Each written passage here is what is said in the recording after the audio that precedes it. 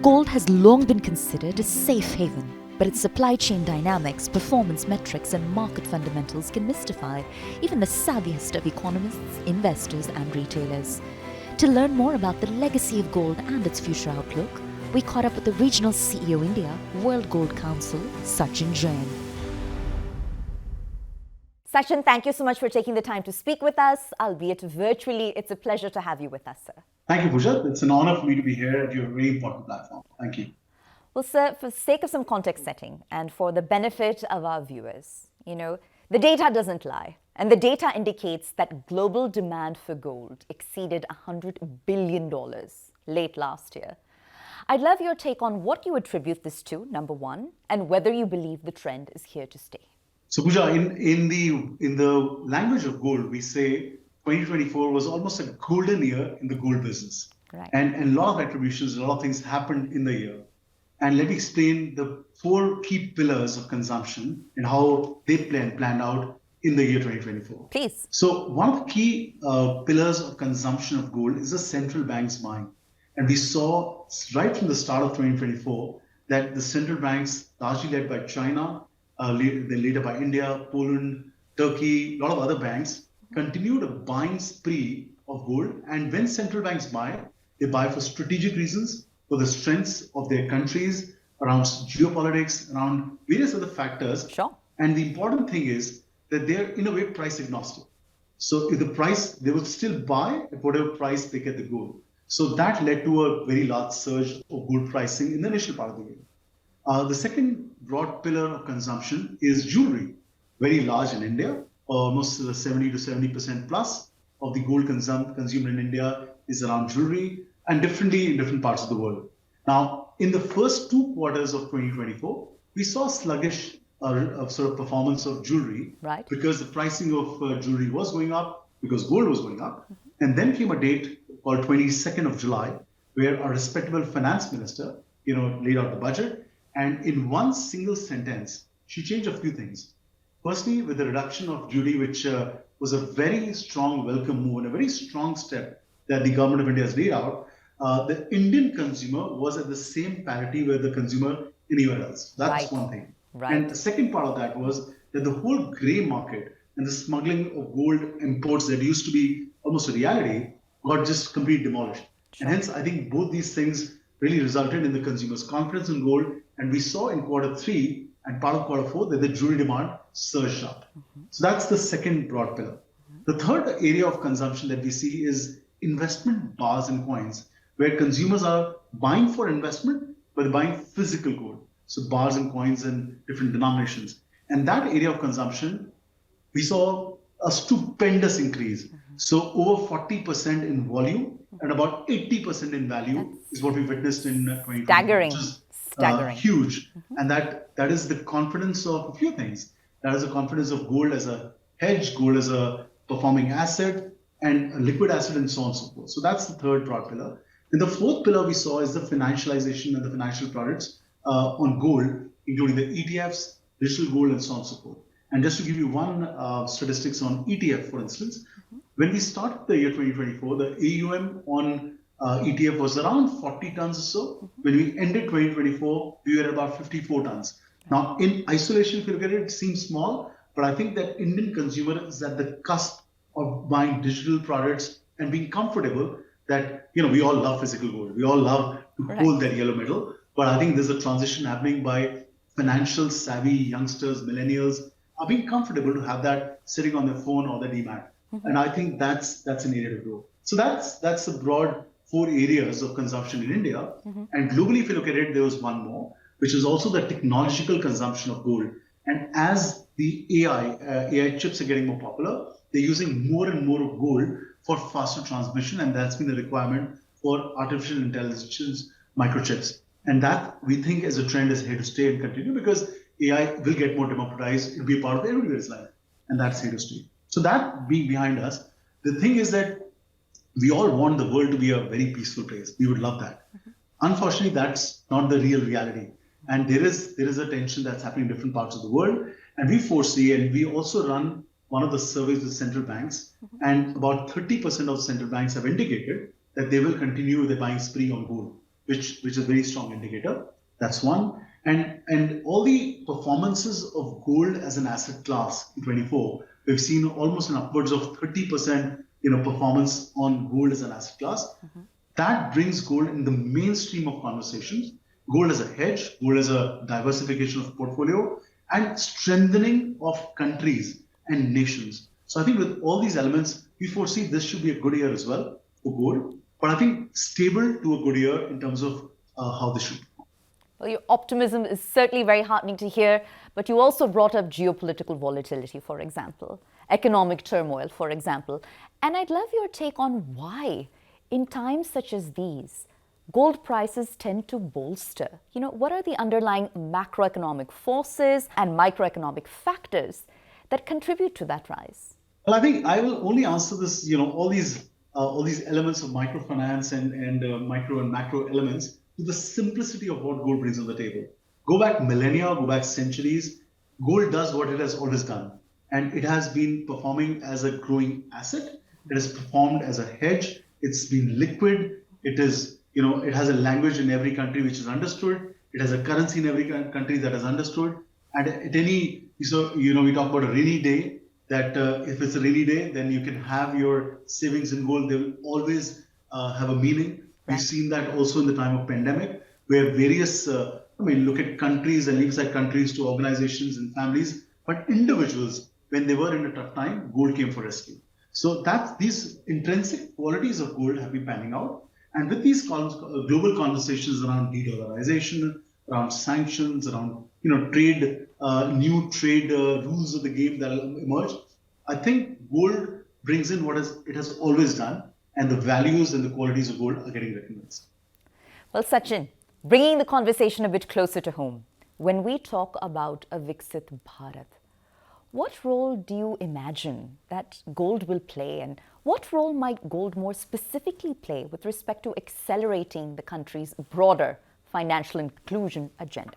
It's a great question, Pooja. And as we say that, we have a great leadership of our nation, and we've leading to a destination called Viksit Bharat 2047, which moves us from a developing nation to a developed nation. And if you look at the size of the economy, we're talking about $4 trillion getting converted into a $30 trillion economy. And if you see the maths behind it, if we grow by 9% every year, we'll get there. Even if we grow by a smaller percentage, we'll still be at $23 trillion. Right. So that's a massive, in some ways, you're going to be adding 4 or 5 more Indias to the current India, and that's huge. Now, in the gold perspective, the way I see it is that gold is an intrinsic player. It will have a very important role to play in the strength of the country. And what we are doing right now is that we've come out with a project called Swarnim Udan 2047, in which we are working with some of the best minds globally who are future shapers, who are laying out a destination of what, if this is the role of which is this is the size of the economy, then what's the role of gold there?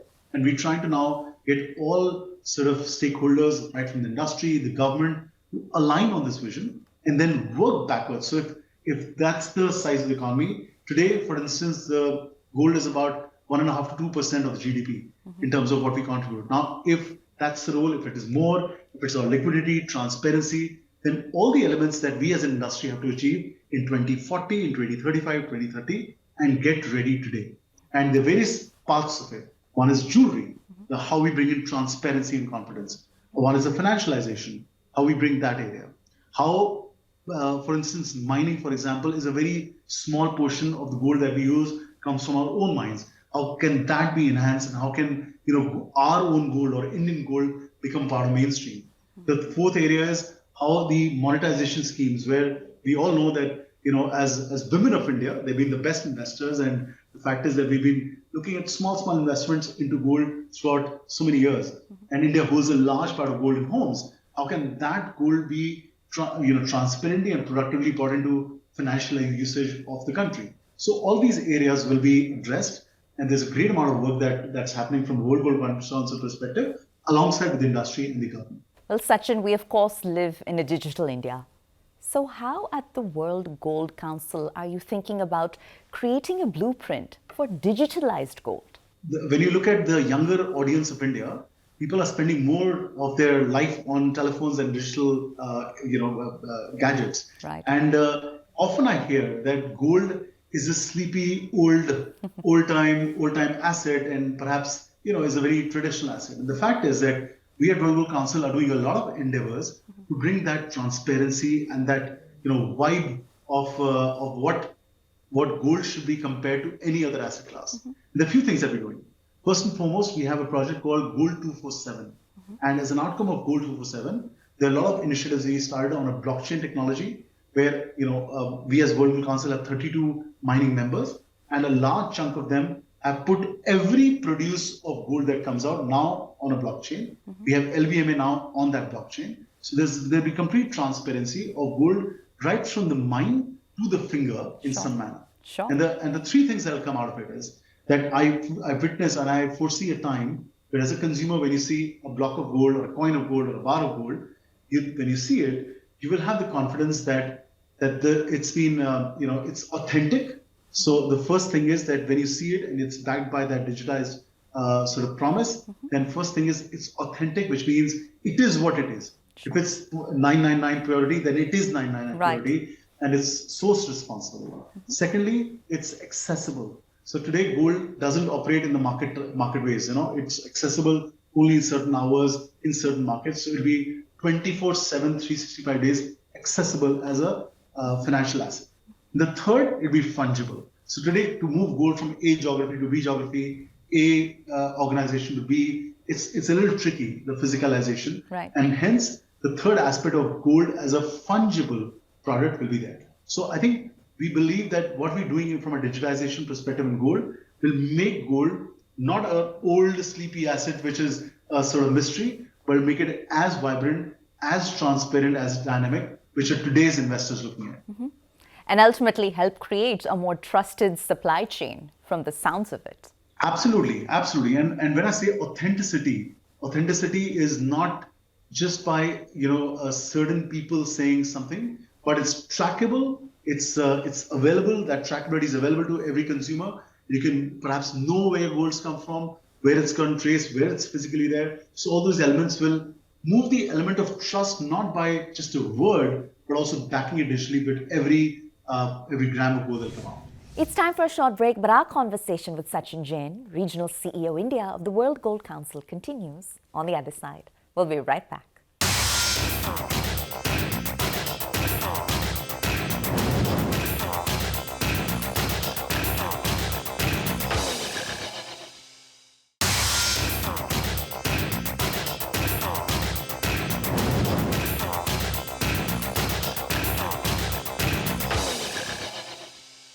Well, Sachin, we can't possibly have a conversation around gold, particularly in this country, without bringing up the karigar or the artisan.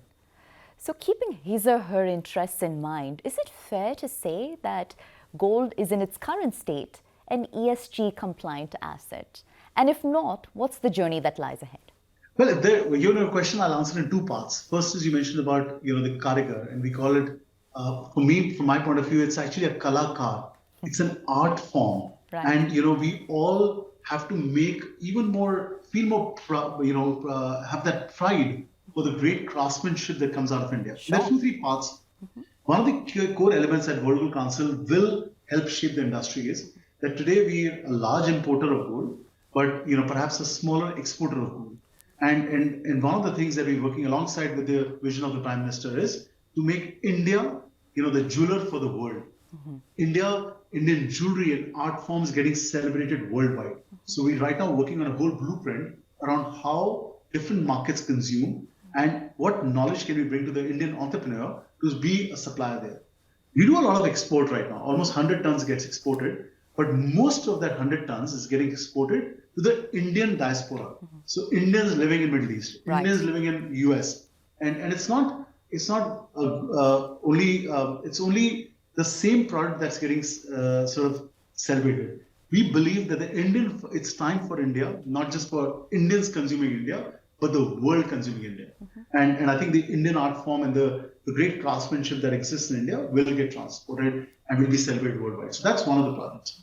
Now, is the working conditions for all the karigars in India at the top notch? Perhaps not. There's work to be done there. And I think the clear reflection would be that when a newer generation who has an opportunity to build up any career will love to be an artisan, what his father was, what his grandfather was, and take the tradition forward. And Right. I think it's the role of the industry to celebrate the great craftsmanship of India, and that's coming because India is at the forefront and there will be acceptability. Of course, we have to study the markets and create right products that get celebrated. So that's one part. You talked about ESG, and from an ESG point of view, there's a lot of endeavors that are happening on the mining front. The usage of usage of oil and gas in a certain manner, the whole transition of movement of gold from a certain manner, usage of water, all those elements are working, and large part of that is in the mining sector. But also through the journey, I think there's more consciousness now on women empowerment. Already, I mean, there used to be a time when we look at the product, and as always, you look at the product and you say 90 to 95% of our jewelry gets consumed by women. But when you look at the workforce, it's perhaps not the same ratio. But I can tell you, there's great enterprise happening on bringing that equality in the workforces and bringing that nature of consciousness what we bring in. The way we're looking at packaging is changing. A lot of things I think has to be given a credit to the Indian enterprise on we moving into that direction. Now, are we fast enough? Perhaps more needs to be done. Yes, but we're on that journey.